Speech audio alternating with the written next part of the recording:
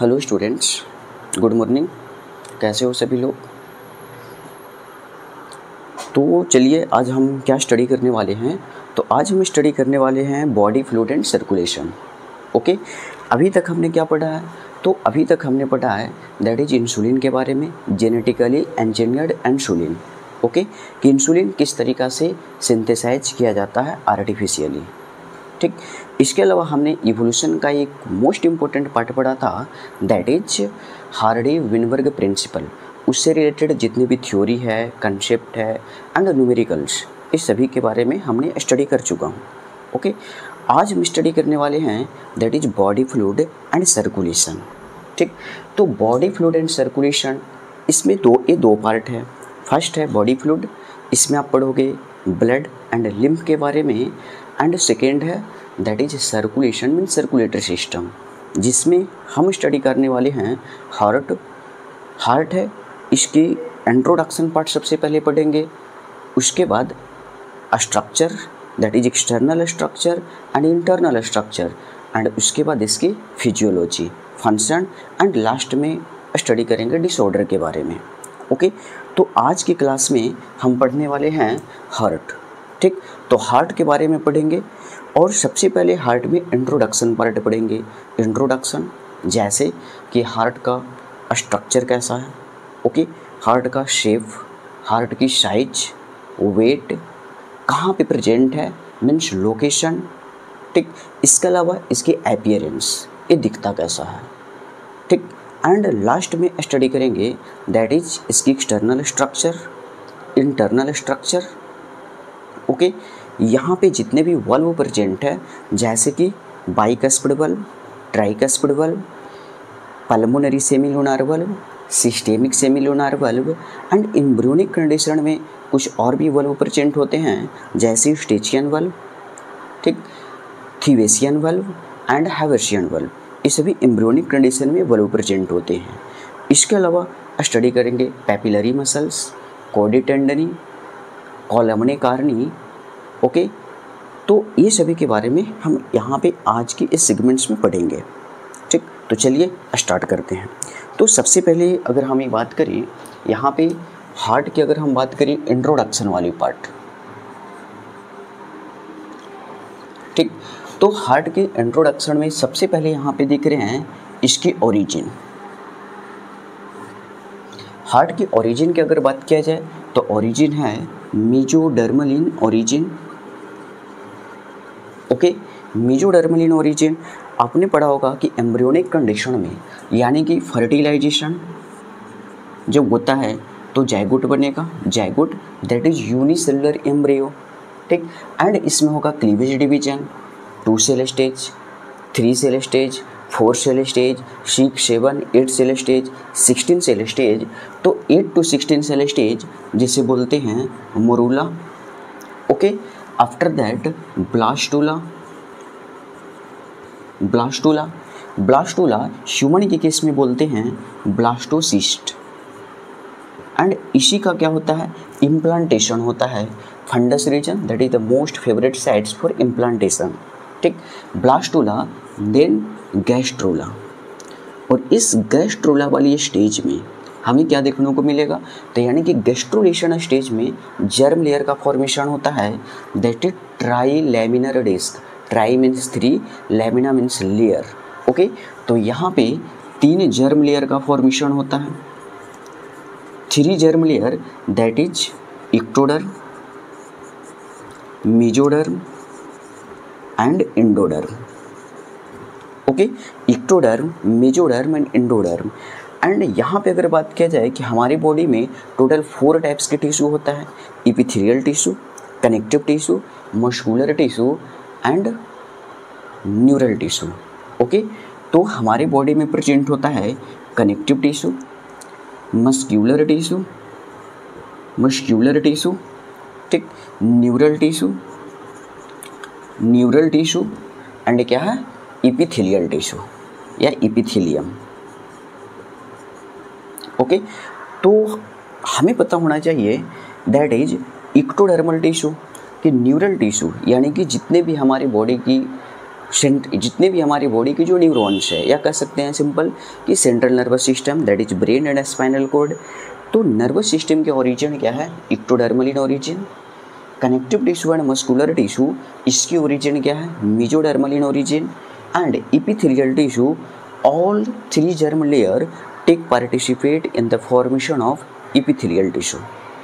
Okay, neural tissue इसकी percentage होती है बताइए 10%, connective tissue 20 to 30%, muscular tissue that is 40 to 50% and epithelial tissue 10%। Okay, तो यहाँ पे अगर देखा जाए कि मेसोडर्मल इन ओरिजिन, तो हमारा जो हार्ट है that is mesodermal in origin. Okay, तो जो zygote, morula, blastocyst, gastrula, gastrulation stage में क्या बनता है? 3 जर्म लेयर का फॉर्मेशन होता है। एंड ये जो 3 जर्म लेयर है that is ectoderm, mesoderm, endoderm.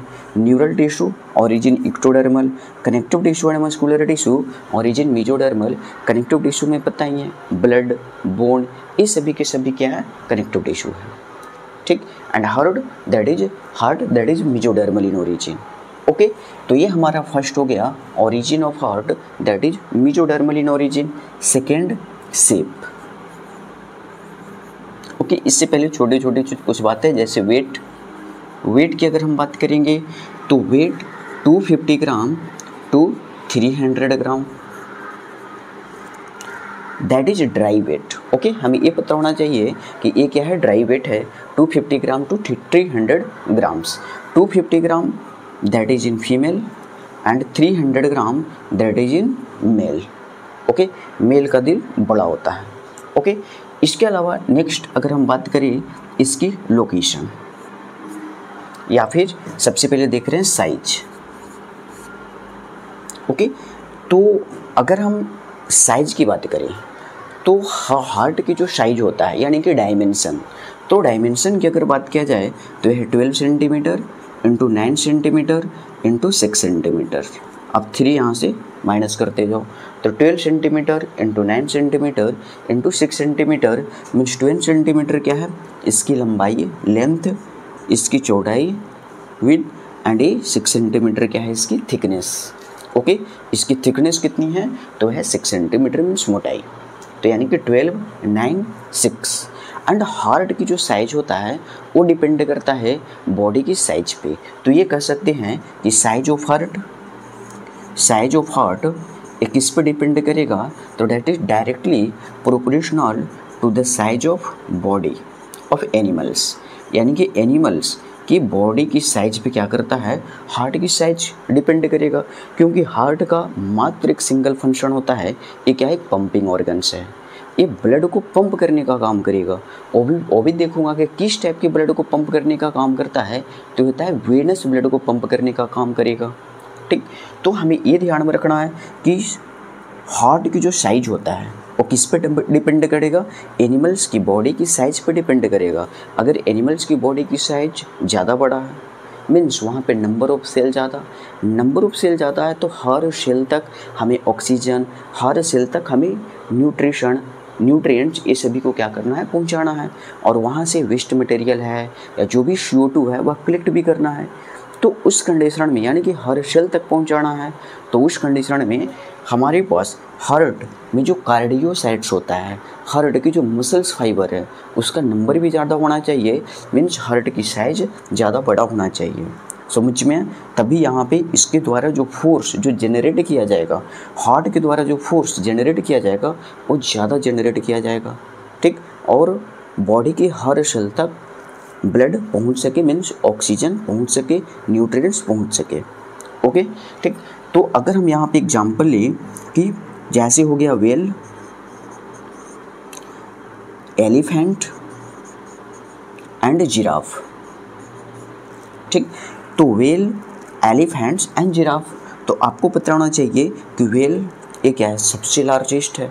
तो उस कंडीशन में वेल की जो हार्ट की जो साइज होगा वो सबसे बड़ा होगा, उससे कम एलिफेंट और इससे कम किसका होगा? जिराफ। ओके, तो हमें ये ध्यान में रखना है कि हार्ट की साइज वो किस पर डिपेंड करता है?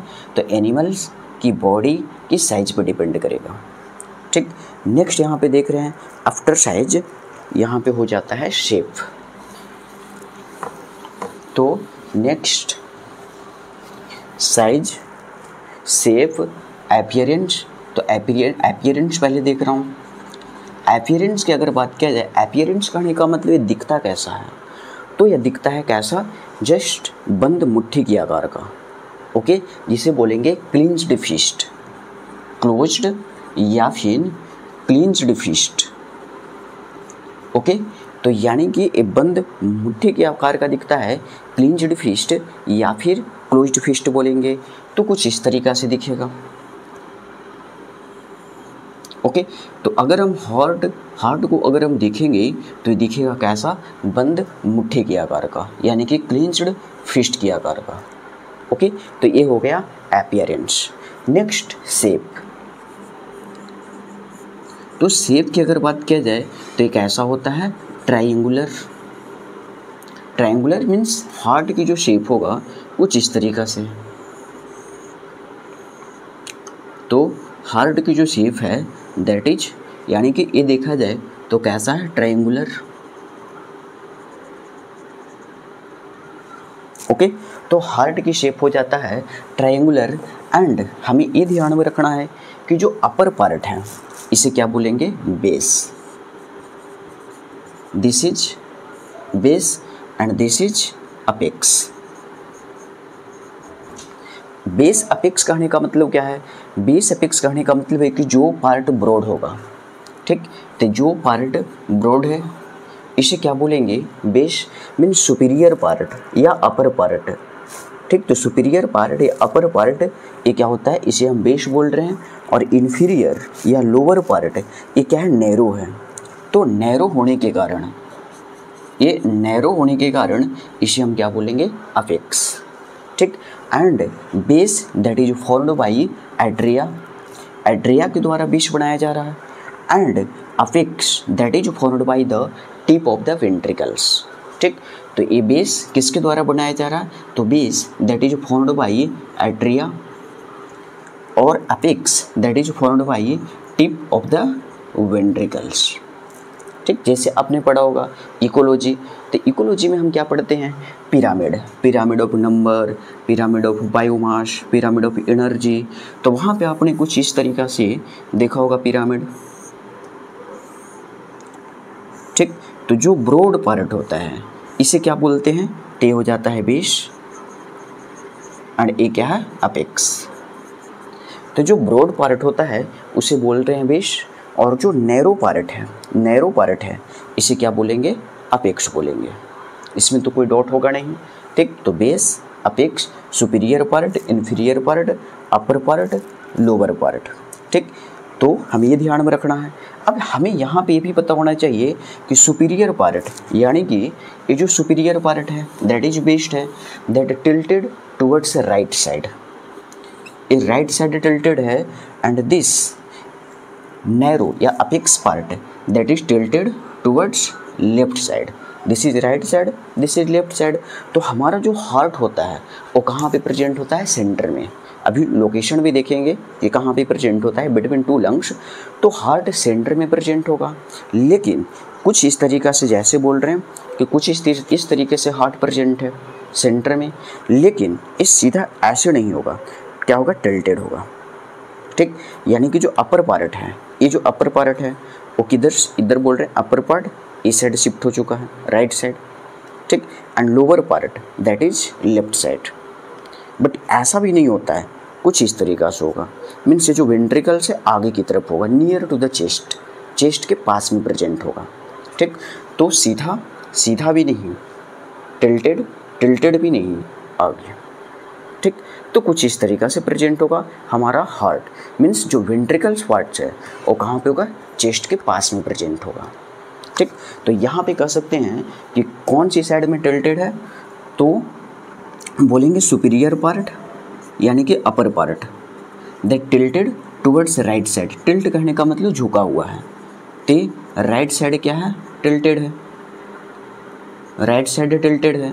एंड अपेक्स पार्ट्स यानी कि ये बोल रहे हैं कि इन्फीरियर, ठीक, यानी कि apex parts that tilted towards right, left side, ये लेफ्ट साइड टिल्टेड है। ओके, अगर ओवरऑल देखा जाए तो ओवरऑल, ठीक, ओवरऑल ये किधर टिल्टेड है, तो ओवरऑल ये टिल्ट होगा लेफ्ट साइड। ठीक, तो ओवरऑल ये लेफ्ट साइड टिल्टेड है, बट प्रेजेंट होगा कहाँ पे, सेंटर में। ओके, सेंटर में प्रेजेंट है, बस ये क्या है, टिल्ट है और थोड़ी आगे की तरफ होगा, यानी कि वेंट्रिकल्स वाली पार्ट।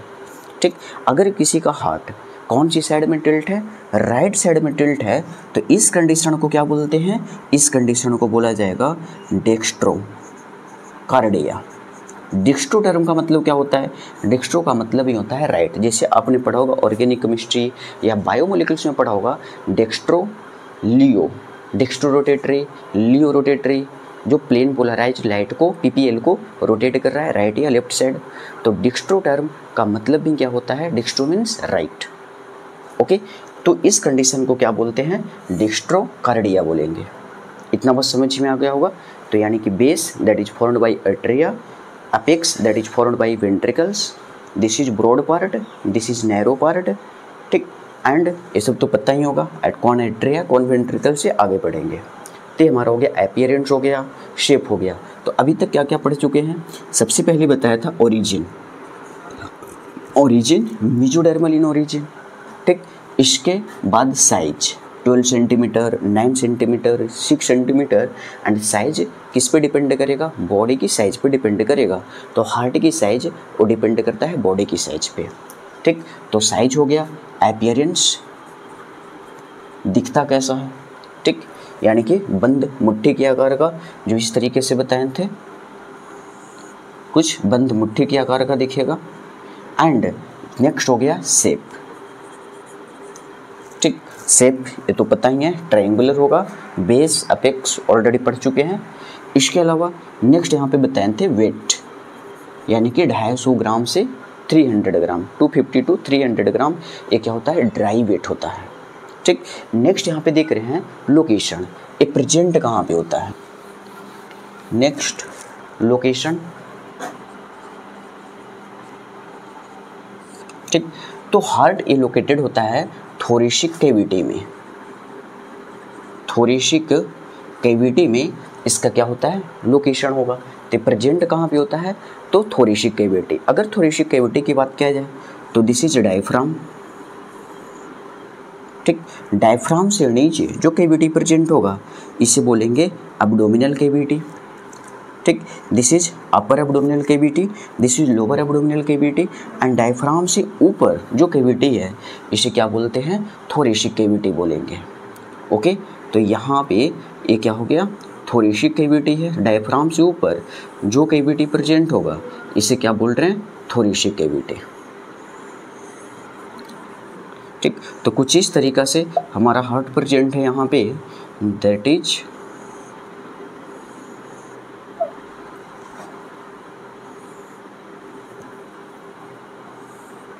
तो हमें ये ध्यान में रखना है। तो ये हो गया डायफ्राम, डायफ्राम से ऊपर वाली जो भी स्ट्रक्चर है इसे बोलते हैं थोरेसिक कैविटी, एंड डायफ्राम से नीचे जो स्ट्रक्चर है इसे बोलेंगे एब्डोमिनल कैविटी। ठीक, एंड थोरेसिक कैविटी आपको पता होगा ये एक ईयर टाइट चैम्बर है, जिसमें क्या होगा, आगे की साइड में स्टर्नम प्रेजेंट है, बैक साइड में वर्टिब्रल कॉलम होगा, साइड साइड में रिब्स प्रेजेंट है, ऊपर क्लेविकल और नीचे डायफ्राम। ठीक, एंड इन बिटवीन 2 लंग्स, यानी कि जो स्पेस है, इस स्पेस को क्या बोला जाता है, इस स्पेस को बोला जाता है mediastinum. Space between 2 lungs that is called mediastinum. And आप यहाँ पे देख रहे होगे कि जो लेफ्ट लंग्स है, दिस इज लेफ्ट लंग्स, तो लेफ्ट लंग्स है, यहाँ पे कुछ खाज बना हुआ है। ठीक, जिसे क्या बोलते हैं, कार्डियक नोच। तो ये हो जाता है कार्डियक नोच, कार्डिया मीन्स हार्ट, नोच, नोच मीन्स खड्डा। बट ये ध्यान में रखना है कि ये लंग्स में प्रेजेंट होता है, ना कि हार्ट में, कार्डियक नोच। तो कुछ इस तरीक़ा से जो हार्ट है, ये बोल रहे हैं ये हो गया हार्ट। तो हार्ट यहीं पे लोकेटेड है। इसका जो हार्ट की जो वेंट्रल पार्ट है वो कहाँ पे फिट हो रहा है, तो इस कार्डियक नोच में फिट हो रहा है। ठीक, तो हमें सिंपल इतना ध्यान में रखना है कि in between 2 lungs in between two lungs this space is called mediastinum, and इस मीडियास्टाइनम में क्या रखा हुआ है, हार्ट रखा हुआ है। बात समझ में है, ठीक। तो ये हो गया लोकेशन, ठीक। तो हमने यहाँ पे origin, size, appearance, shape and weight और अभी देखा लोकेशन, ये सभी के बारे में पढ़ चुके हैं। आपको डायग्राम बनाना है तो बनाइए। चलिए, तो नेक्स्ट यहाँ पे पढ़ रहे हैं स्ट्रक्चर। तो सबसे पहले देखेंगे एक्सटर्नल स्ट्रक्चर। एक्सटर्नल स्ट्रक्चर, ठीक। हार्ट को अगर हम बाहर से देखते हैं यानी कि एक्सटर्नली, तो सबसे पहले तो डायग्राम से देख रहे हैं,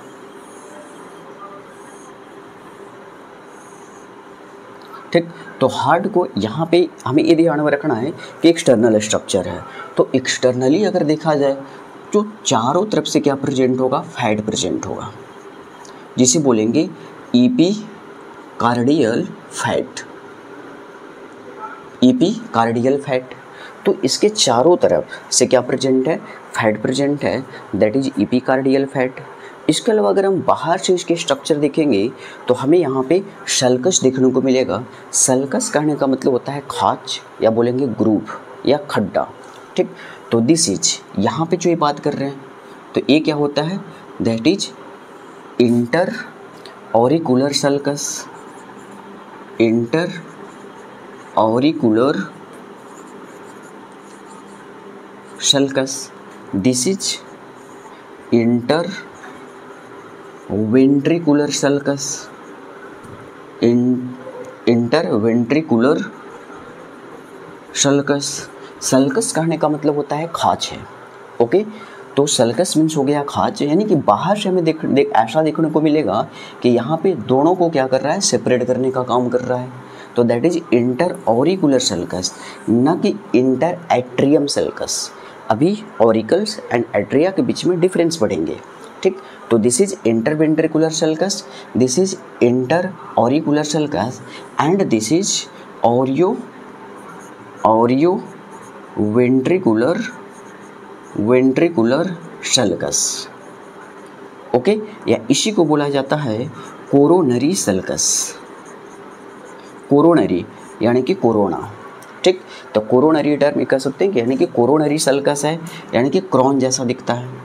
तो Oreo ventricular sulcus and this is Oreo ventricular sulcus, this is inter auricular sulcus and this is inter ventricular sulcus. समझ में? तो सल्कस कहने का मतलब क्या होता है, खड्डा, एंड चारों तरफ से क्या है, फैट है, that is epicardial fat. Next यहाँ पे देख रहे हैं ऑरिकल्स और वेंट्रिकल्स, ऑरिकल्स एंड एट्रिया के बीच में डिफरेंस। ये जो टर्म यहाँ पे लिखा है हुआ ऑरिकल्स एंड क्या है, एट्रिया, एट्रिया, ठीक। तो ऑरिकल्स टर्म कब यूज किया जाएगा, ऑरिकल टर्म यूज किया जाएगा जब हार्ट को हम बाहर से देख रहे हैं, यानी कि हार्ट क्या है, क्लोज्ड है, ठीक। और एट्रिया या एट्रियम टर्म यूज कब किया जाएगा, जब हार्ट क्या है, ओपन है, ओके। तो यहाँ पे जो चैम्बर है, जैसे जो कमरा है, ये क्या चैम्बर है, तो इसे हम क्या बोल सकते हैं, एट्रिया बोलेंगे, ठीक। तो ये होता है एट्रिया टर्म यूज करेंगे चैम्बर के लिए। लेकिन ऑरिकल्स, ऑरिकल्स टर्म का मतलब क्या होता है, तो ऑरिकल्स मीन्स बोल सकते हैं विंग्स, या बोलेंगे अपेंडिकुलर, अपेंडिकुलर, या बोलेंगे ईयर पिन्ना, ओके। तो यहाँ पे अगर एक्सटर्नली देखोगे हार्ट को, तो ऑरिकल्स है वो वेंट्रिकल्स को क्या कर रहा है, कवर कर रहा है, कुछ इस तरीक़ा से, कुछ इस तरीक़ा से यहाँ पे देखोगे हार्ट को। एक्सटर्नली अगर देखेंगे तो ये बोल रहे हैं कि क्या है, ventricles and this is auricles, okay. तो एक्सटर्नली अगर देखोगे तो ये जो ऑरिकल्स है ये किसे ढक कर रखे हुए, यानी कि ऑरिकल्स की जो वाल है वो वेंट्रिकल्स की वाल से क्या कर रहा है, ओवरलैप कर रहा है। तो इसीलिए हम इसे क्या बोलते हैं, ऑरिकल्स टर्म यूज करते हैं। ऑरिकल्स मीन्स हो सकता है विंग्स, ये बोल रहे हैं विंग्स, या बोलेंगे अपेंडिकुलर, तो इसीलिए इसे क्या बोला जाता है, auricular, auricular appendage, auricular appendage. Okay, लेकिन अगर हम चैम्बर की बात करेंगे इंटरनली जहाँ पे ब्लड भरा हुआ है, उसे हम क्या बोलेंगे, एट्रिया टर्म यूज करेंगे। समझ में आ गया होगा। तो अगर बाहर से देखोगे तो कह सकते हैं कि कुछ इस तरीक़ा से है, तो इसे क्या बोला जाता है, ऑरिकुलर अपेंडेज। ठीक, ये वैसे ही आपने को लोगो देखा होगा कि पूरी अर्थ को एक ईगल है जो अपने पंख से क्या किए हुए, विंग से कवर किए हुए हैं। ठीक, तो उसी तरीक़ा से यहाँ पे जो ऑरिकल्स है, यानी कि ये वाली जो भी स्ट्रक्चर है वो इस स्ट्रक्चर को क्या कर रहा है, ऊपर से कवर कर रहा है। ठीक, तो ऑरिकल्स की वाल एंड वेंट्रिकल्स की वाल क्या कर रहा है, ओवरलैप हो रहा है। बात समझ में आ गया होगा। तो इसे हम क्या बोलते हैं, ऑरिकल्स यानी कि ईयर पिन्ना। ठीक, या फिर विंग्स या ऑरिकुलर अपेंडेज बोल दिए। तो ये ऑरिकल्स और एट्रिया के बीच में आपको डिफरेंस समझ में आ गया होगा। नेक्स्ट अब यहाँ पे देख रहे हैं दैट इज इंटरनल स्ट्रक्चर। तो नेक्स्ट हमारा है इंटरनल स्ट्रक्चर। ठीक, इंटरनल स्ट्रक्चर की अगर हम स्टडी करें तो सेम उसी तरीक़ा से हार्ट को यहाँ पे बना रहे हैं।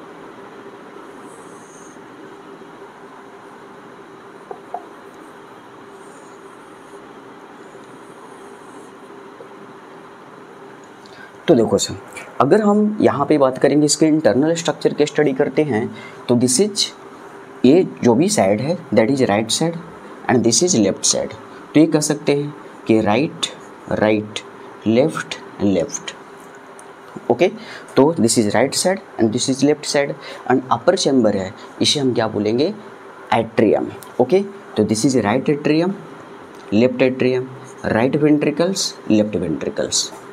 Okay, and right atria and left atria को सेपरेट कौन कर रहा है, तो सेपरेट यहाँ पे किया जा रहा है, एक स्ट्रक्चर है, एक वॉल है।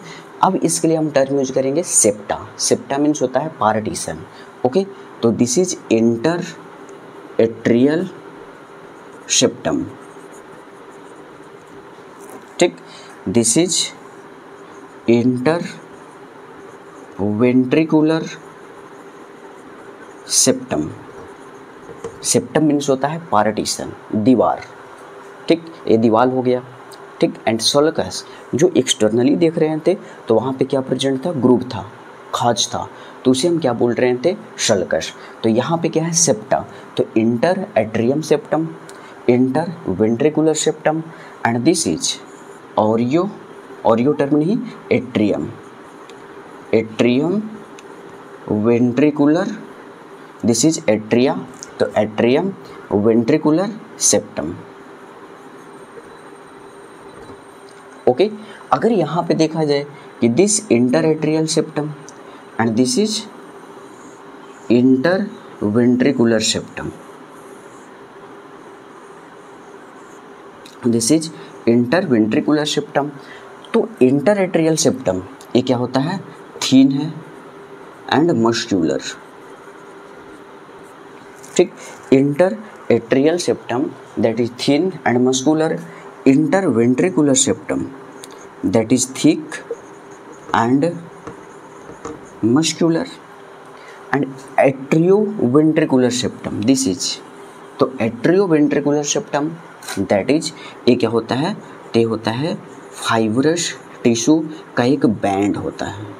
ओके, तो कह सकते हैं कि band of fibrous tissue and this band of fibrous tissue that is insulator. ठीक, इंसुलेटर क्यों है, क्योंकि आपको पता होना चाहिए कि यहाँ पे होता है एसए नोड, देन किसके पास मैसेज जाएगा, इम्पल्स जाता है एवी नोड के पास, तो एसए नोड, उसके बाद एवी नोड, एवी नोड के बाद एवी बंडल, तो AV bundle, then right bundle, left bundle, उसके बाद परकिंजे फाइबर। समझ में, तो यानी कि जो मैसेज जा रहा है, यानी कि जो इम्पल्स जा रहा है, तो ये जो इम्पल्स है एसए नोड, उसके बाद internodal pathway, then AV node, then AV bundle.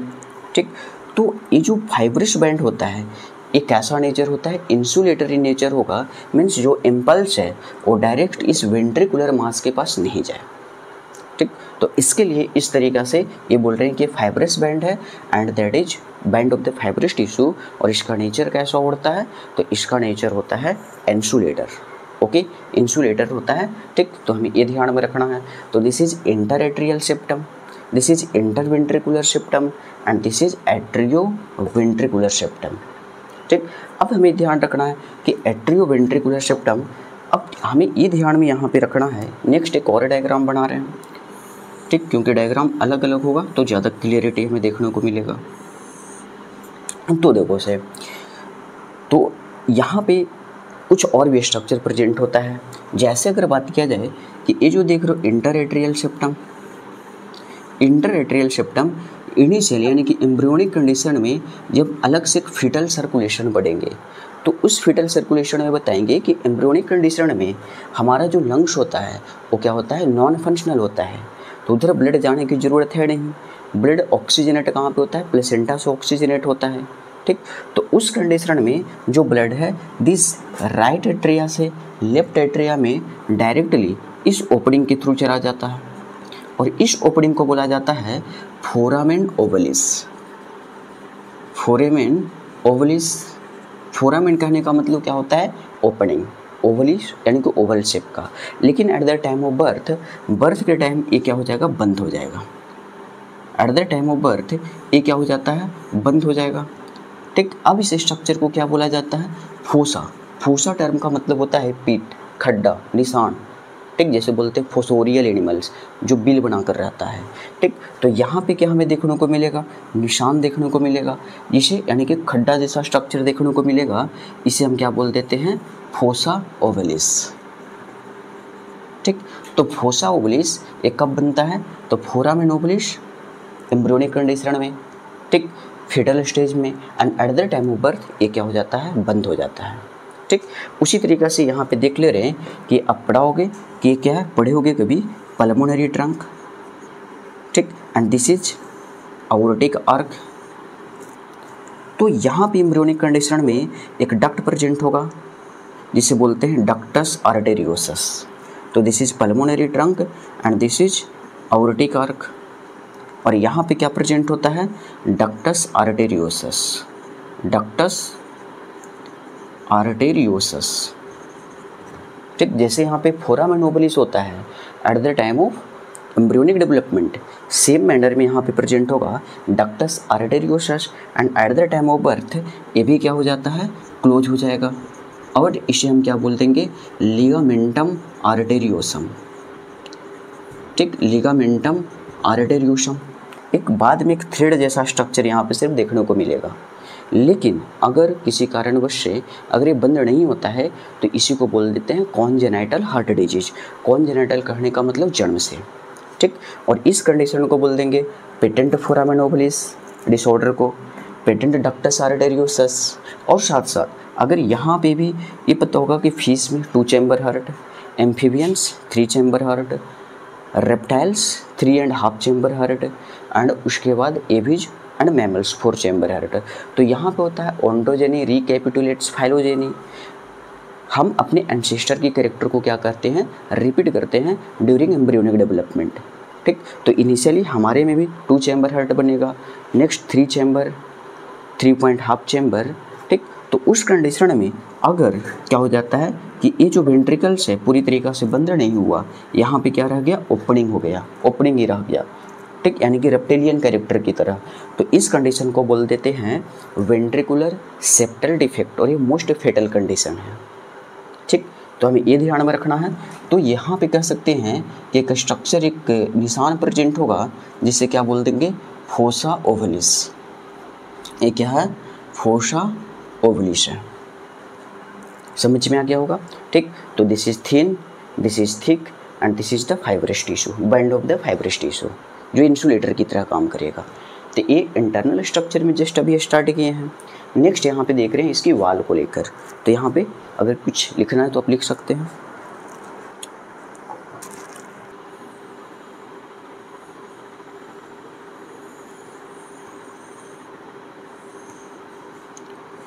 तो अगर हम बात करते हैं एट्रिया की वाल, तो ये जो एट्रिया की वाल होता है ये क्या होगा, थीन होगा, ठीक। तो एट्रिया की जो वाल है ये क्या है, थीन है। ये कह सकते हैं कि एट्रिया की वाल ये थीन है, as compare to ventricular walls. और जो वेंट्रिकल्स की वॉल होता है ये क्या होगा, थिक है। ये जो देख रहे हो, थोड़ा और बड़ा डायग्राम बनाते हैं तो इसमें सब कुछ कवर हो जाएगा।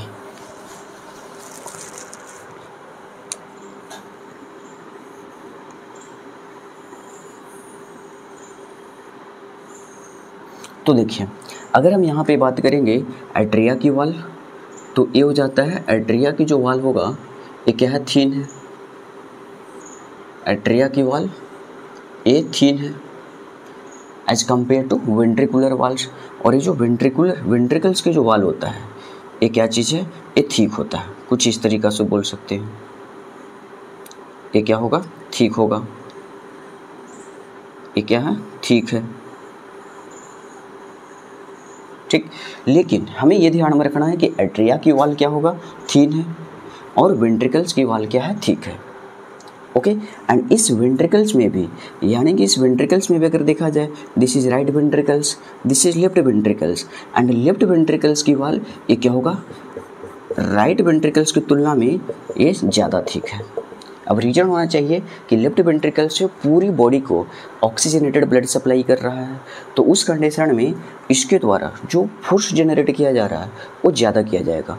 और जब फोर्स ज़्यादा जनरेट हो रहा है तो यहाँ पे नंबर ऑफ मसल्स फाइबर यानी कि कार्डियोसाइट्स ये क्या होना चाहिए, ज़्यादा होना चाहिए, ठीक। तो एट्रिया की वॉल क्या होता है, थीन होगा, वेंट्रिकल्स की वॉल क्या होगा, ठीक होगा। इसके अलावा अगर हम दोनों चैम्बर में कंपैरिजन किया जाए तो ये तो ऑलरेडी बता चुके हैं, ये थीन होता है और ये क्या होता है, ठीक होगा। कुछ इस तरीक़ा से ये क्या होता है, ठीक होगा, ठीक। इसके अलावा यहाँ पे देखा जाए तो दिस इज इंटरएट्रियल सेप्टम। तो ये जो इंटरएट्रियल सेप्टम थोड़ा सा किधर शिफ्ट है, तो दिस इज राइट और दिस इज लेफ्ट एट्रियम, तो लेफ्ट एट्रियम की साइड में शिफ्ट है। तो इसी कारण ये वाली जो चैम्बर होगा यानी कि राइट एट्रियम और लेफ्ट एट्रियम की तुलना में ये क्या होता है, बड़ा होता है, ठीक। उसी तरीक़े से आप यहाँ पे देख रहे होगे कि दिस इज इंटरवेंट्रिकुलर सेप्टम, और दिस इंटरवेंट्रिकुलर सेप्टम ये कौन सी साइड में शिफ्ट है, तो राइट वेंट्रिकल्स की तरफ शिफ्ट है। मीन्स लेफ्ट वेंट्रिकल्स यहाँ पे क्या होगा, ये क्या है, बड़ा है, और राइट वेंट्रिकल्स क्या है, छोटा है, ठीक। तो राइट वेंट्रिकल्स की जो चैम्बर है ये क्या है, स्मॉल, और ये क्या है, लार्ज, ठीक। इसके अलावा आप यहाँ पे देख रहे होगे कि कुछ इस तरीक़ा से यहाँ पे हमें स्ट्रक्चर देखने को मिलेगा, यानी कि इलेवेशन बोलेंगे, लॉन्ग इलेवेशन यानी कि लार्ज इलेवेशन, स्मॉल इलेवेशन। तो कुछ इस तरीक़ा से यहाँ पे फोल्ड प्रेजेंट होगा, ये देख रहे हो, कुछ लार्ज एलिवेशन देखने को मिलेगा, ये बोल सकते हैं ये large elevation, small, large, small, ठीक। तो कुछ इस तरीक़ा से हमें यहाँ पे स्ट्रक्चर देखने को मिल रहा है। इन द सेम मैनर इस साइड में भी देखोगे तो small elevation, large elevation, small elevation, large elevation, ठीक। तो यानी कि यहाँ पे स्मॉल और लार्ज हमें फोल्ड देखने को यानी कि एलिवेशन देखने को मिल रहा है। तो जो स्मॉल फोल्ड यहाँ पे प्रेजेंट होगा, ये बना रहे कि क्या है, स्मॉल फोल्ड जो यहाँ पे प्रेजेंट है, स्मॉल फोल्ड यहाँ पे प्रेजेंट है, इसे क्या बोल देंगे, तो इसे बोला जाता है कॉलमने कार्नी। ओके, तो कॉलमने कार्नी इसे बोलेंगे, या फिर ट्रेबेकुले कार्नी, ट्रेबेकुले कार्नी बोल रहे हैं। तो कॉलमने कार्नी या ट्रेबेकुले कार्नी बोलेंगे। यहाँ पे जो स्मॉल एलिवेशन है इस तरीक़ा से कह सकते हैं। थोड़ा और अच्छे से स्ट्रक्चर बना रहे हैं तो इस तरीक़ा से जो स्मॉल एलिवेशन है और लार्ज एलिवेशन है, तो इस लार्ज एलिवेशन को क्या बोला जाता है, तो दिस इज पैपिलरी मसल्स। इसका फंक्शन बताएंगे, दिस इज पैपिलरी मसल्स, ठीक। इन द सेम मैनर इधर भी हमें क्या देखने को मिलेगा, कॉलमने कार्नी या फिर ट्रेबेकुले कार्नी, और दिस इज पैपिलरी मसल्स। समझ में है? तो यानी कि कॉलमने कार्नी ये क्या है, एक स्ट्रक्चरल सपोर्ट प्रोवाइड करता है। जैसे घर बनाने के लिए हम बीम बनाते हैं तो बीम कहीं ना कहीं उसे स्ट्रक्चरल सपोर्ट प्रोवाइड कर रहा है, उसी तरीक़ा से यहाँ पे भी क्या करता है, स्ट्रक्चरल सपोर्ट प्रोवाइड कर रहा है, ठीक। और वेंट्रिकुलर कॉन्ट्रैक्शन के टाइम स्ट्रॉन्ग कॉन्ट्रैक्शन है उसमें कहीं ना कहीं क्या कर रहा है, हेल्प कर रहा है। ठीक, इसके अलावा पैपिलरी मसल्स की अगर हम बात करेंगे तो इसका फंक्शन थोड़ी देर में पढ़ेंगे कि पैपिलरी मसल्स का काम क्या होता है। ठीक, तो ये आपने देखोगे कि पैपिलरी मसल से एक थ्रेड लाइक स्ट्रक्चर अटैच होगा, इस तरीक़ा से थ्रेड लाइक स्ट्रक्चर अटैच होगा, जिसे हम क्या बोलेंगे, इसे बोला जाएगा कॉर्डी टेंडेनी। ओके, तो उसे बोला जाएगा कॉर्डी टेंडेनी। एक साइड में पैपिलरी मसल से अटैच होगा और दूसरे साइड में कस से अटैच होगा, यानी कि फ्लैप्स ऑफ वल्व उसके साथ अटैच होगा। ठीक, तो यानी कि this is papillary muscles columnae carneae. इसके अलावा अगर हम बात करेंगे एट्रियम में, तो एट्रिया की जो वाल है यहाँ पे series of transverse muscular fold present होता है। तो ये कह सकते हैं कि series of transverse muscular fold present है। इसे क्या बोला जाता है बताओ, तो इसे बोला जाता है मस्कुलाई पैक्टिनेटी, या इसी को हम बोल सकते हैं, ये दिखेगा कैसा, तो वैसा दिखता है जैसे कि मान कर चलो कि गीला आटा है, गीला मिट्टी है, उस पर कंघी को चला दिया जाएगा तो वहाँ पे कंघी का तीर्थ जैसा स्ट्रक्चर हमें देखने को मिलेगा। ठीक, तो इसीलिए इसे बोल सकते हैं combed muscles on the basis of appearance. तो मस्कुलाई पैक्टिनेटी या कॉम्ड मसल्स, और ये जो कॉम्ड मसल्स यहाँ पे क्या प्रोवाइड करता है, रफनेस, यानी कि एक रफनेस एक प्रोवाइड करेगा और रफ होने के कारण वहाँ पे ब्लड फंसा हुआ रहता है। ठीक, और ड्यूरिंग एट्रियल कॉन्ट्रैक्शन के टाइम जो ब्लड यहाँ पे क्या है फंसा हुआ है, वो क्या होगा, नीचे रिलीज होगा, यानी कि वेंट्रिकल्स में आएगा। ये वैसे ही है जैसे कि मान कर चलो कि हम कपड़े को वॉश करते हैं, हैंग कर दिए, हैंग करने के बाद वहाँ से पानी ड्रॉप बाई ड्रॉप नीचे गिरते जाएगा।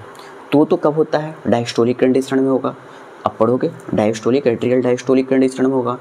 ठीक, तो ड्रॉप बाय ड्रॉप ये कह सकते हैं कि यहाँ से यहाँ जॉइंट डायस्टोल के टाइम, तो जॉइंट डायस्टोल के टाइम क्योंकि दोनों रिलैक्स रहेगा, यहाँ पे जो भी वल्व होता है ओपन होता है, तो जॉइंट डायस्टोल के टाइम एट्रिया से वेंट्रिकल्स में ब्लड आते रहेगा।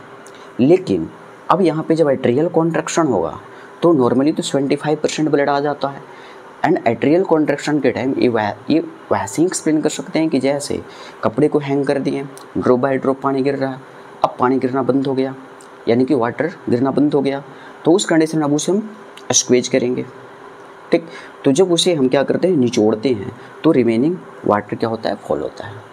तो सेम मैनर में यहाँ पे एट्रियल कॉन्ट्रैक्शन होगा तो जो ब्लड इसमें फंसा होता है, यानी कि ये जो रफ बोल रहे हैं, यानी कि यहाँ पे जो फंसा होगा वो ब्लड फाइनली एट्रियल कॉन्ट्रैक्शन के टाइम कहाँ पे आएगा, तो वेंट्रिकल्स में आएगा। समझ में? तो हमें ये ध्यान में रखना है, मस्कुलाई पैक्टिनेटी, पैपिलरी मसल्स और क्या है, कॉलमनी कार्नी या फिर ट्रेबेकुले कार्नी। इतना बस समझ में आ गया होगा। देखिए, तो अब हम यहाँ पे नेक्स्ट देख रहे हैं कि यहाँ पे कुछ वल्व प्रेजेंट होगा, तो उसके बारे में पढ़ते हैं।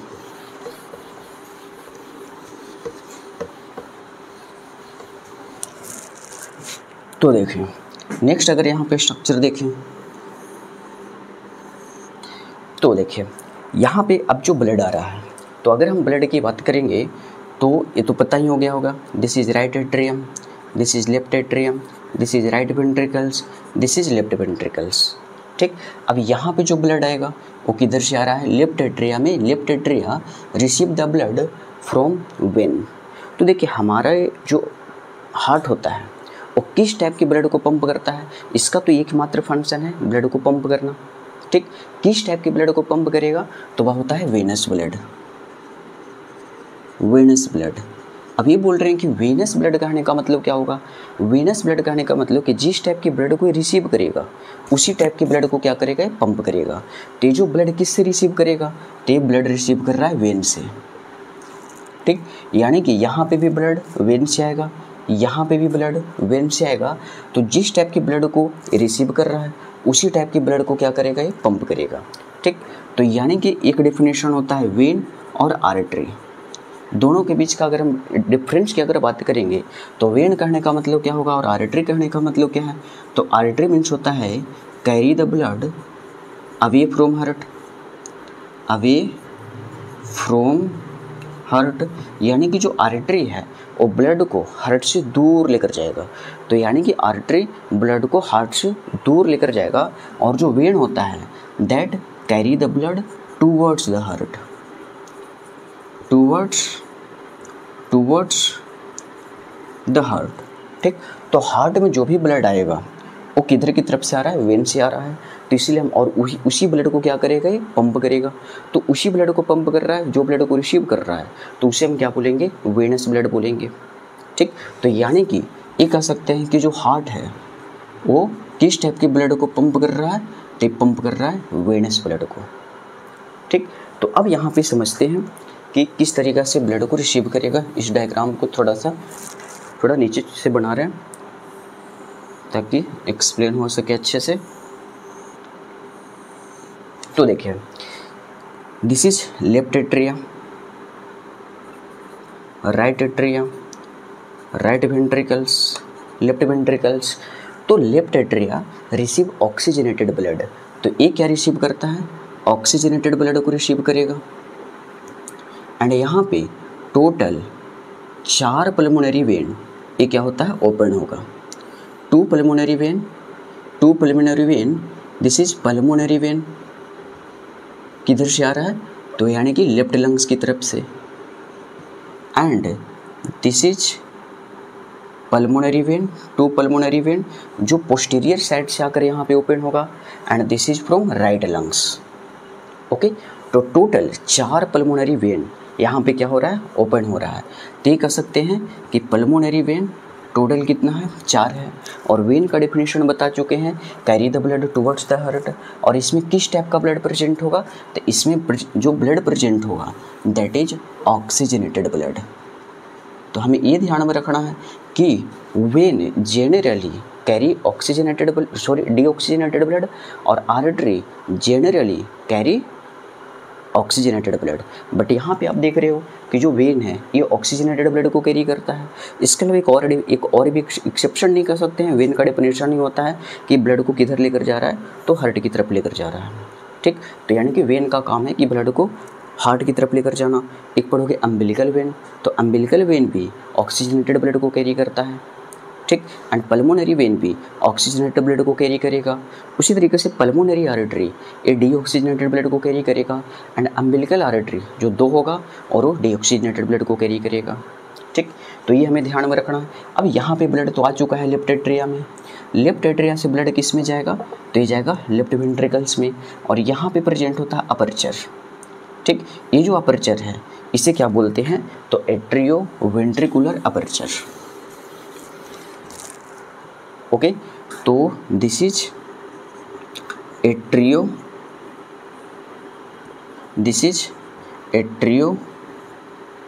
Ventricular aperture, atria ventricular aperture. और भी लेफ्ट साइड में है तो भी क्या बोल देंगे, लेफ्ट एट्रियो वेंट्रिकुलर अपर्चर। ठीक, एंड ब्लड कहाँ से, तो दिस लेफ्ट एट्रिया से किस में आ गया, लेफ्ट वेंट्रिकल्स में आ गया ऑक्सीजनेटेड ब्लड। अब लेफ्ट वेंट्रिकल्स क्या करेगा, कॉन्ट्रैक्ट करेगा। तो जब लेफ्ट वेंट्रिकल्स कॉन्ट्रैक्ट कर रहा है तो ब्लड कहाँ जाएगा, तो ये जो ब्लड है वो जाएगा सिस्टेमिक आउर्टा में। Okay, this is ascending, this is aortic arch, और ये पूरी बॉडी को ऑक्सीजनेटेड ब्लड सप्लाई करेगा। तो ये बोल रहे हैं कि अपर साइड में भी जाएगा। ठीक, कुछ इस तरीक़ा से सब आगे डिटेल में पढ़ेंगे। और साथ साथ ठीक, तो यानी कि जो यहाँ पे सब बता रहे हैं, ये हो गया आउर्टिक आर्क, और यहाँ से वो ब्रांच निकला हुआ है, तो मीन्स हेड वाली रीजन, नेक रीजन एंड दोनों हैंड की तरफ क्या करेगा, ये ऑक्सीजनेटेड ब्लड सप्लाई करेगा। एंड दिस इज पूरी, यानी कि बॉडी के जो नीचे वाली पार्ट है, एब्डोमिनल रीजन या जो भी रिप्रोडक्टिव पार्ट है, उस सभी जगह क्या करेगा, ये लिम्स हो गया, ठीक, लोअर लिम्स हो गया, वो ऑक्सीजनेटेड ब्लड को सप्लाई कर रहा है। ठीक, तो ये हमें ध्यान में रखना है। तो यानी कि लेफ्ट एट्रिया से ब्लड लेफ्ट वेंट्रिकल्स में आया, लेफ्ट वेंट्रिकल से ब्लड कहाँ पे जाएगा, तो सिस्टेमिक आउर्टा में गया। ये बोल सकते हैं ये क्या है, सिस्टेमिक आउर्टा में गया। ठीक। जब ये लेफ्ट वेंट्रिकल्स कॉन्ट्रैक्ट करेगा तो उस कंडीशन में ये तो ब्लड कहाँ जाएगा, सिस्टेमिक आउर्टा में जाएगा, साथ साथ ये ब्लड पीछे भी जा सकता है, मीन्स लेफ्ट एट्रिया में जा सकता है। तो यहाँ पे प्रेजेंट होता है वाल्व, ठीक। ये जो वाल्व है ये क्या कर लेगा, इसे बंद कर देगा। तो ये कहेंगे कि यहाँ पे प्रेजेंट होगा वाल्व, और ये जो वाल्व है ये क्या कर दिया, इसे बंद कर दिया, ताकि जो ब्लड है वो लेफ्ट एट्रिया में नहीं चला जाए। तो this valve is called bicuspid valve. Bicuspid valve, by means दो, यानी कि दो कस्प यहाँ पे है, या इसी को बोला जाता है माइट्रल वाल्व, ठीक। माइट्रल टर्म जो लिया गया है ये बोलेंगे कि जो चर्च की जो फादर है, पादरी हैं, उसके कैप की आकार का कैप जैसा दिखता है, ठीक। तो इसीलिए हम इसे बोलते हैं माइट्रल वाल्व बोलेंगे। और इसके ये जो माइट्रल वाल्व है या बाइकस्पिड वाल्व है, और यहाँ पे बताए थे थोड़ा सा छोटा सा स्ट्रक्चर बना रहे हैं, ये क्या चीज़ है, तो ये हो जाता है कोनिकल स्ट्रक्चर जो बताए थे, जिसे बोलते हैं पैपिलरी मसल्स। एंड ये जो पैपिलरी मसल्स है, this is papillary muscles and this is cuspid valve, ठीक। तो जब वेंट्रिकल कॉन्ट्रैक्ट कर रहा है, ठीक, वेंट्रिकल जब कॉन्ट्रैक्ट करेगा तो पूरी बॉडी को ऑक्सीजनेटेड ब्लड सप्लाई कर रहा है, तो इस पर भी ये जो ब्लड है ये क्या करेगा, फोर्स जनरेट करेगा, इस पर भी प्रेशर लगाएगा। तो उस कंडीशन में हो सकता है कि ये जो बाइकस्पिड वाल्व है ये क्या हो जाए, ऊपर की तरफ ओपन हो जाए, ठीक, बैक फ्लिपिंग हो जाए, इनवर्टेड हो जाए। तो उससे बचाने के लिए यहाँ पे एक थ्रेड लाइक स्ट्रक्चर प्रेजेंट होगा, this is thread like structure present है, जिसे क्या बोला जाता है, तो जिसे बोला जाता है कोर्डी टेंडनी, कोर्डी टेंडनी। और ये जो कोर्डी टेंडनी है ये किसका बना है, कोलेजन फाइबर का। एंड ये क्या होता है, इन इलास्टिक होता है, समझ में। तो दिस कोर्डी टेंडनी यानी कि थ्रेड लाइक स्ट्रक्चर होता है। तो यानी कि ये कह सकते हैं कि this cusp of cuspid valve, bicuspid valve attach with tendon like structure, thread like structure, that is called chordae tendini, and chordae tendini in turns that connects to papillary muscles that prevents from back flipping of valve during ventricular contraction। Okay, तो हमें ये ध्यान में रखना है।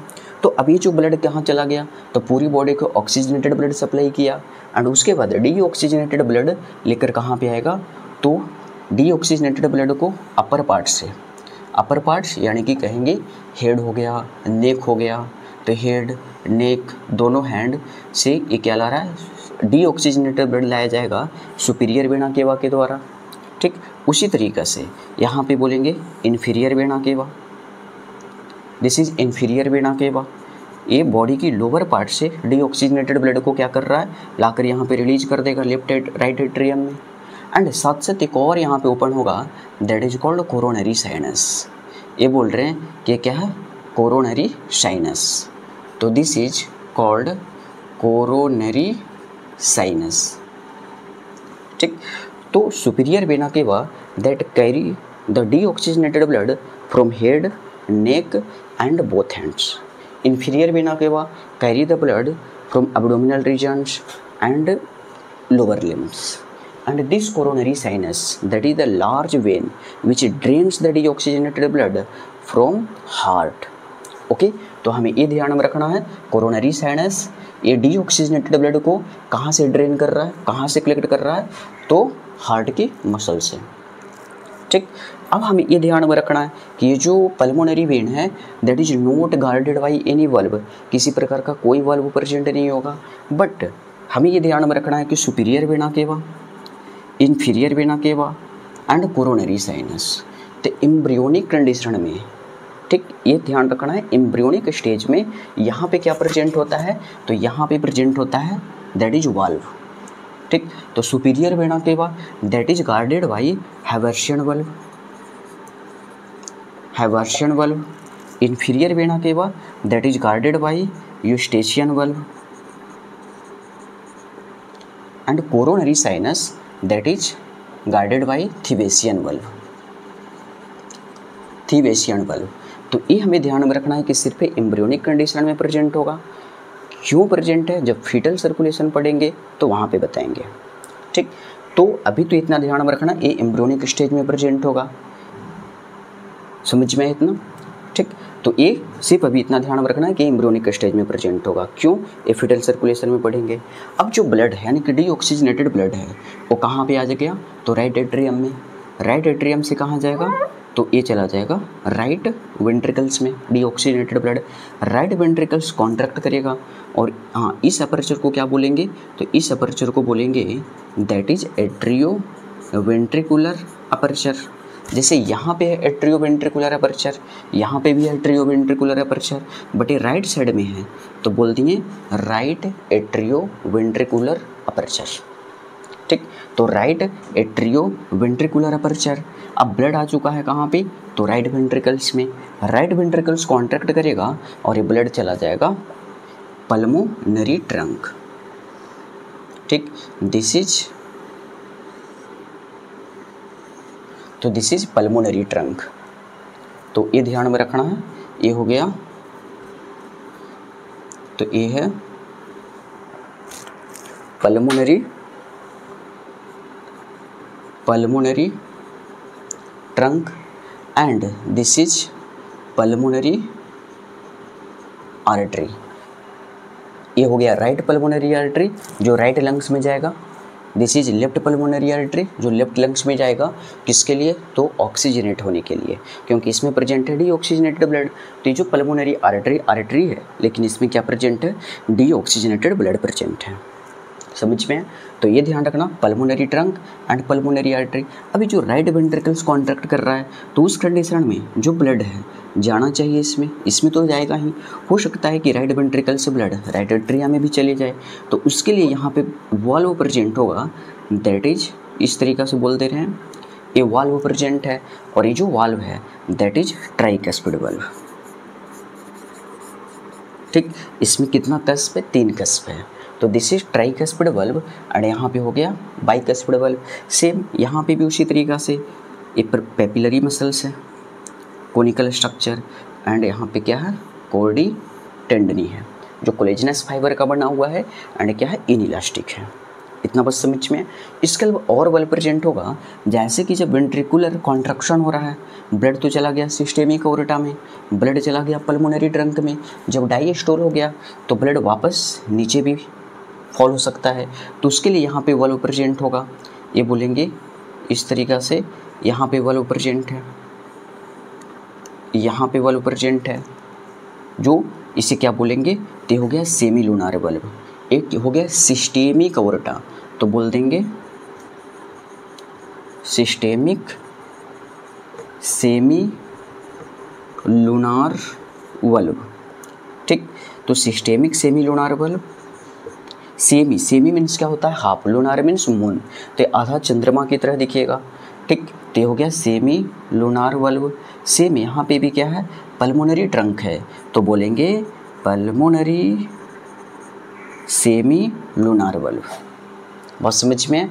तो यहाँ पे देखोगे वल्व हो गया, दिस इज बाइकस्पिड वल्व या फिर mitral valve, this is systemic semi lunar valve, this is pulmonary semi lunar valve, and this is हो गया ये हो गया ट्राइकस्पिड वल्व। और एम्ब्रियोनिक कंडीशन में बताएं कि ये क्या है, यूस्टेचियन वल्व, हाइवर्शियन वल्व, और क्या है, थीबेसियन वल्व। तो इतना बस समझ में आ गया होगा कि यहाँ पे कौन कौन सी वल्व प्रेजेंट है और किस तरीक़ा से ब्लड यहाँ पे आ रहा है, ठीक। इसमें कुछ लिखना है तो आप लिख सकते हैं। तो हमने इंट्रोडक्शन वाली पार्ट्स अच्छे से पढ़ लिया। उसके बाद एक्सटर्नल स्ट्रक्चर, इंटरनल स्ट्रक्चर के बाद यहाँ पे देख रहे हैं वॉल ऑफ हार्ट। तो देखा जाए कि हार्ट की जो वॉल है इसमें टोटल 3 लेयर प्रेजेंट होगा। सबसे बाहर की साइड में होता है pericardium, okay. After that myocardium and endocardium, ठीक। तो सबसे पहले एक डायग्राम बनाते हैं।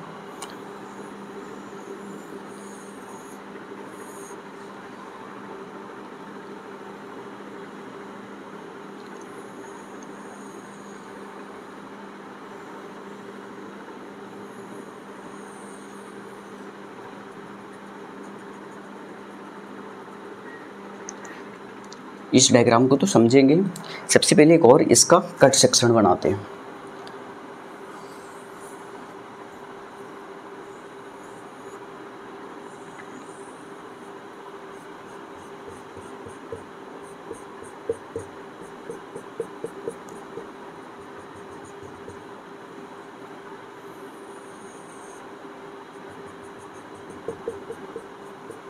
तो देखिए,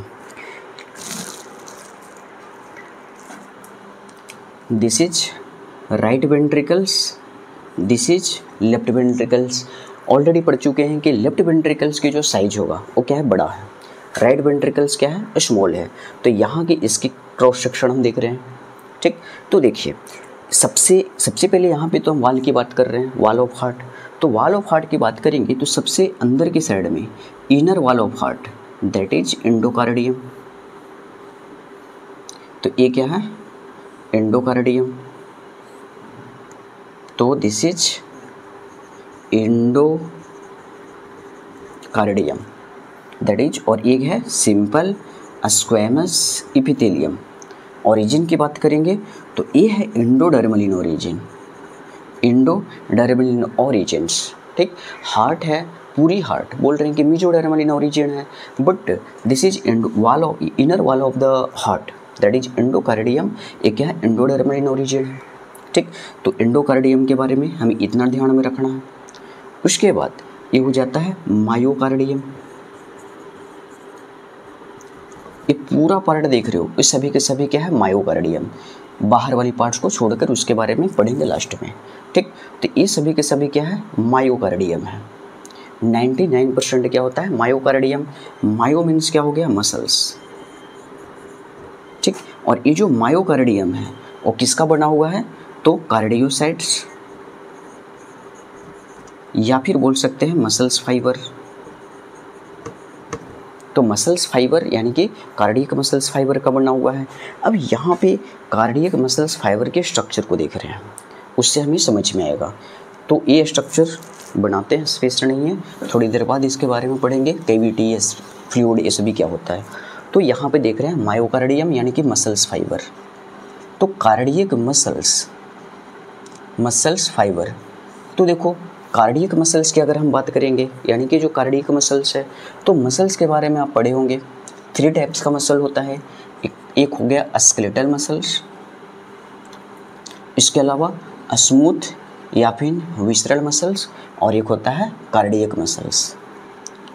कार्डियक मसल्स, स्केलेटल मसल्स कहाँ पे प्रेजेंट होगा, तो स्केलेटल मसल्स प्रेजेंट होगा that attached with bone and cartilage, okay. तो वैसा मसल्स जो बोन एंड कार्टिलेज के साथ अटैच है, तो that is called skeletal muscles. And ये जो स्केलेटल मसल्स है, यानी कि यहाँ पे हो गया मसल्स फाइबर, ये कैसा होगा, सिलिंड्रिकल होगा, ठीक। तो muscles fibre of skeletal muscles that is cylindrical, light and dark band, light and dark band present होने के कारण मीन्स एक्टिन मायोसिन, आप पढ़े होगे मसल्स वाली चैप्टर में। एंड इसीलिए इसे क्या बोला जाता है, स्ट्राइटेड या फिर स्ट्रिप्ड मसल्स बोलते हैं। दिस इज, और ये क्या है, मल्टी न्यूक्लिएटेड होता है, तो ये भी ध्यान में रखना है। ये है मल्टी न्यूक्लिएटेड है, नेचर वॉलेंट्री। तो ये हो गया स्केलेटल मसल्स। अभी कार्डियक मसल से कंपैरिजन करेंगे, इसलिए यहाँ पे लिख रहे हैं, ठीक। तो स्केलेटल मसल्स वैसा मसल्स जो बोन एंड कार्टिलेज के साथ अटैच है, ठीक। कैसा है, सिलिंड्रिकल शेप है, लाइट एंड डार्क बैंड है प्रेजेंट, इसीलिए हम इसे स्ट्राइटेड या स्ट्रिप्ड मसल्स बोलते हैं। मल्टी न्यूक्लिएटेड है एंड नेचर है वॉलेंट्री, ठीक। स्मूथ मसल्स की बात करेंगे तो ये जो स्मूथ मसल्स है, इसका शेप कैसा होगा, स्पिंडल शेप का, ठीक। अपीयरेंस कैसा है, स्मूथ है, क्योंकि यहाँ पे light and dark band present नहीं है। हाँ, मसल से तो एक्टिन मायोसिन प्रेजेंट होगा, लेकिन यहाँ पे light and dark band present नहीं है। और ये क्या होता है, यूनी न्यूक्लिएटेड है। प्रेजेंट कहाँ पे होगा, तो जो भी विसरल ऑर्गन है, होलो ऑर्गन्स है, जैसे एलिमेंट्री गणाल हो गया, वास्ट डिफरेंस है, एपिडाइडाइमिस है, फाइलोपियन ट्यूब्स है, यूट्रस है, ये सभी में प्रेजेंट होगा। तो जो भी होलो ऑर्गन्स है वहाँ पे क्या प्रेजेंट होगा, स्मूथ मसल्स, ठीक। कार्डियक मसल्स की बात करेंगे तो ये तो पता ही है, हार्ट में प्रेजेंट है। कार्डिया का मतलब ही होता है हार्ट कार्डियोलॉजी, ठीक। तो ये कार्डियक मसल्स ये कहाँ पे प्रेजेंट है, हार्ट में प्रेजेंट है। और जो कार्डियक मसल्स होता है ये कैसा है, तो ये होता है, ये भी सिलिंड्रिकल ही है इस तरीक़ा से, लेकिन ये क्या है, ब्रांच्ड है। ये हमें ध्यान में रखना है, ये होगा branched,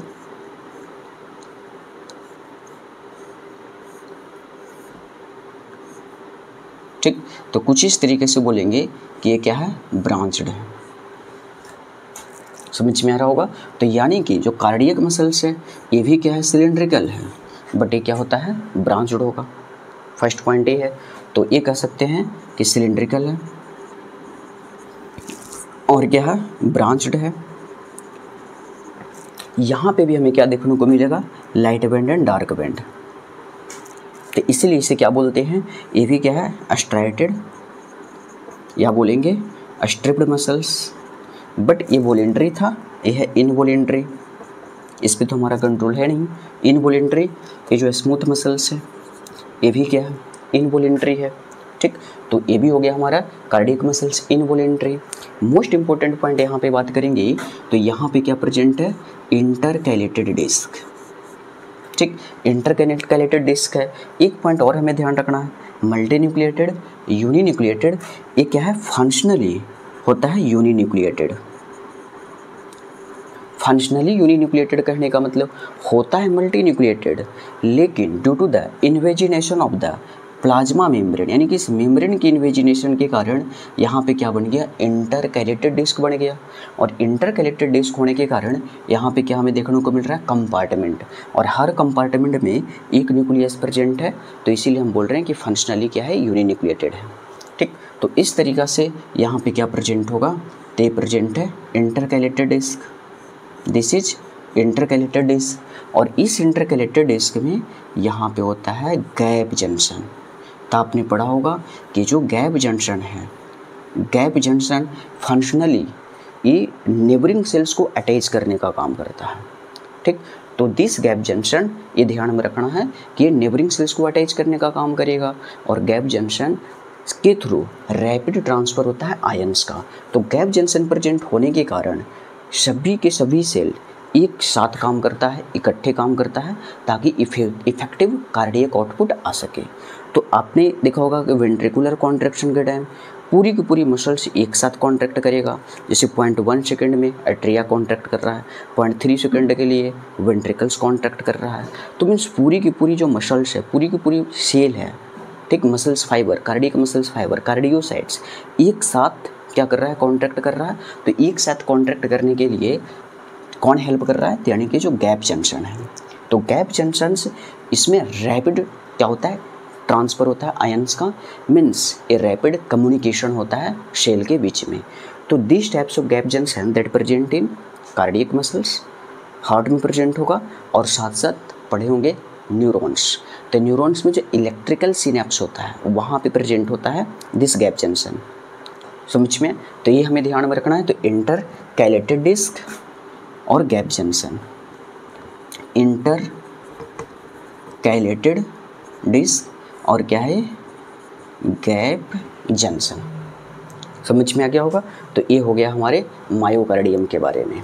मायोकार्डियम्स muscles fibre, that is muscle cell, cardiocytes, ठीक, cardiocytes cylindrical, branched, striated, involuntary, functionally uninucleated होता है, मल्टीन्यूक्लिएटेड, ठीक। तो फंक्शनली हमें ध्यान रखना है uninucleated, gap junction, intercalated disc, gap junction, intercalated disc present होने के कारण ये क्या हो, इकट्ठे कॉन्ट्रैक्शन हो, और जिसके कारण इफेक्टिव कार्डियक आउटपुट देखने को मिलेगा। अब लास्ट हमारे यहाँ पे क्या है, तो हो जाता है पेरिकार्डियम। तो पेरिकार्डियम के बारे में समझते हैं। तो देखिए, सबसे बाहर की साइड में ये बोलेंगे कि पेरिकार्डियम, पेरिकार्डियम, पेरिकार्डियम की अगर बात किया जाए तो सबसे बाहर की साइड में क्या प्रेजेंट है, फाइब्रस टिश्यू प्रेजेंट है। और ये किसका बना हुआ है, dense irregular white fibrous connective tissue. Inner that is serous pericardium. ठीक, तो this is serous pericardium. And ये जो सीरस पेरिकार्डियम है दैट कंसिस्ट ऑफ, ये बोलेंगे कि serous pericardium that consist of outer somatic या पेराइटल पेरिकार्डियम। ठीक, and inner that is visceral या स्प्लैंक्निक पेरिकार्डियम। तो बाहर की साइड में, यानी कि कह सकते हैं कि बाहर की साइड में यहाँ पे क्या प्रेजेंट है, तो dense irregular white fibrous connective tissue. अंदर की साइड में यहाँ पे बोल रहे हैं तो ये क्या हो गया, सोमैटिक, यानी कि ये हो गया dense irregular white fibrous connective tissue. This is somatic या फिर parietal pericardium. And inner side में जो किसके साथ अटैच है, तो मायोकार्डियम के साथ अटैच है। तो दिस इज हो गया तुम्हारा विसरल या स्प्लैंक्निक पेरिकार्डियम। एंड यहाँ पे क्या रह गया, कैविटी। इस कैविटी को बोलते हैं पेरिकार्डियल कैविटी।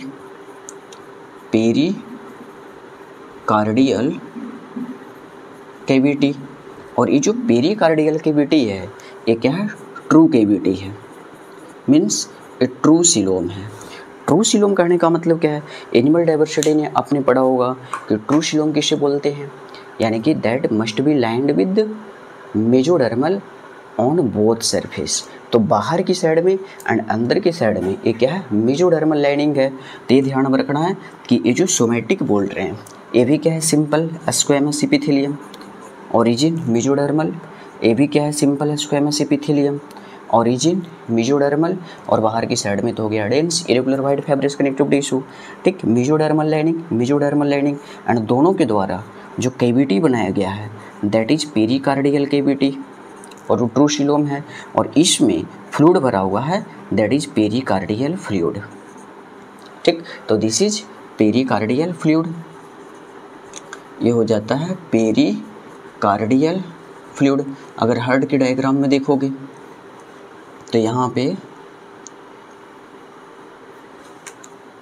ये कुछ इस तरीक़ा से